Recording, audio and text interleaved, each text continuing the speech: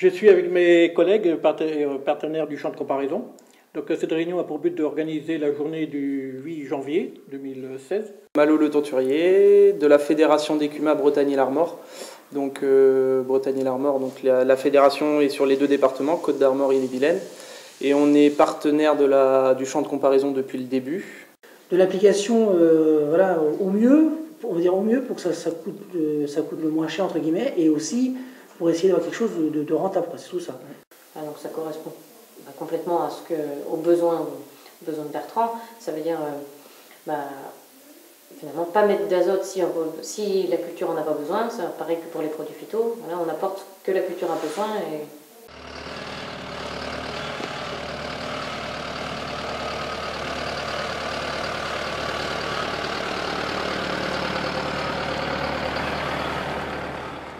Donc dans le couvert, vous voyez, il y a du tournesol qui est un peu fleuri, de la moutarde, ce qui est tout jaune, qu'on voit là, c'est de la moutarde.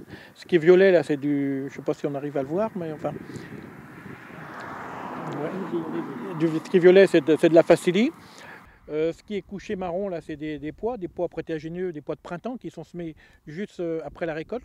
Sur cette partie-là, donc la parcelle est donc séparée en, on va dire, 3 parties recoupées en 2. Donc en fait, il a une partie donc, qui est labourée, l'autre en semi-simplifié et l'autre en semi-direct. Donc sur ces 3 parties-là, elles ont été recoupées en 2 parties. Donc on peut voir ici, donc soit semé avec du colza donc nu, qu'on a désherbé au semis, on a même fait un rattrapage antigraminé. Et ensuite, à côté, donc là vous voyez, c'est du colza mais avec des plants de campagne. Le champ de comparaison qui a été mis en place depuis 2001.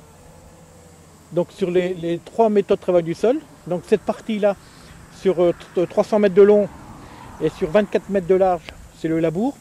Et ensuite, c'est le semi simplifié et le semi direct. Donc sur la partie labour, aujourd'hui, on a fait du colza.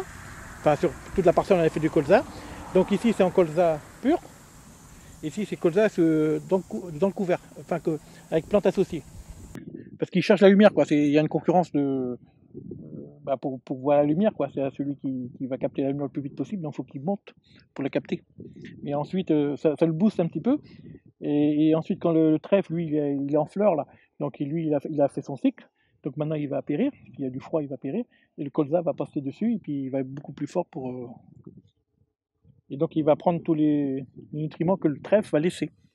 Ici, en fait, il a à côté, c'est en pur, il n'y a que du colza, donc il faut amener de l'engrais pour compenser. Peut-être ici, on en amènera peut-être, mais ici, il faut en amener plus, quoi, parce qu'il n'y a pas de trèfle, il n'y a pas de légumineuses qui amènent de l'azote. Donc, vous voyez l'enracinement, les vers de terre qui sont prêts. Un ver de terre. Alors, c'est un petit, celui-là.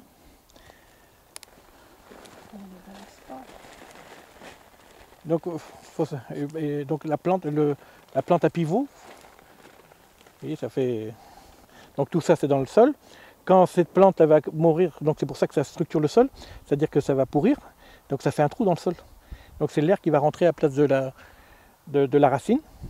Et donc et puis ça va laisser des nutriments pour les autres plantes, et le sol se commence à aérer par le biais des racines. Alors plus il y a de racines dans le sol, comprenez que plus le sol s'aère, quoi. C'est comment tu as associé au colza à une plante de campagne à côté, donc il faut absolument le noter pour que sur le passage, parce que lui, ce qui va se passer, c'est que le drone va calculer ta masse que tu as quand même entièrement. Donc il faut qu'il lui aussi en fonction calcule aussi ce qu'il y a en plante de campagne. Parce que ça ne veut pas dire que par rapport au résultat que la plante veut prendre. Voilà, c'est ça. Mais après ça c'est sûr que sur le schéma qui va sortir, on va à chaque fois voir les 6 planches là que tu vas voir, on va les voir à chaque fois, ça c'est sûr. Mais ensuite, ça le booste un petit peu. Et ensuite, quand le trèfle, lui, il est en fleurs, là, donc lui, il a fait son cycle. Donc maintenant, il va périr. S'il y a du froid, il va périr. Et le colza va passer dessus, et puis il va être beaucoup plus fort pour... Et donc, il va prendre tous les nutriments que le trèfle va laisser. Ça s'appelle des turicules de vers de terre. Et c'est tout ce qui est passé dans l'intestin du ver de terre qui ressort. Donc, c'est toutes ces petites bosses qu'on voit là, vous voyez, ça. Et là, on est sur la partie labourée. Donc cette partie labourée, on voit bien qu'il n'y a pas beaucoup. On voit qu'il y en a moins. Ici, on voit un trou de ver de terre qui monte jusque la surface. Donc ce qui brille, c'est les muqueuses des vers de terre qui sont chargées en en nutriments. Du coup, les galeries de vers de terre qui vont de haut en bas permettent aux racines de descendre plus facilement. Et donc les racines captent justement ces éléments dans les galeries. Donc ça permet aussi, si on a un sol vivant avec des vers de terre, les racines des cultures s'implantent et vont chercher au plus loin. Donc ça facilite l'implantation de la culture. Parce que c'est vrai qu'ils sont avancés là quand même. Est-ce que c'est utile d'avoir autant de végétation, autant de biomasse? Donc est-ce qu'en faisant pâturer ou récolter peut-être, hein, c'est une expérimentation ça, si on peut faire pâturer sur une parcelle, parce que je fais quand même à peu près entre 15 et 20 hectares de colza par an, donc si je peux faire pâturer sur une vingtaine de bêtes, ça me dure, je sais pas moi, une dizaine de jours par exemple, donc ça fait des économies aussi pour mon cheptel quoi.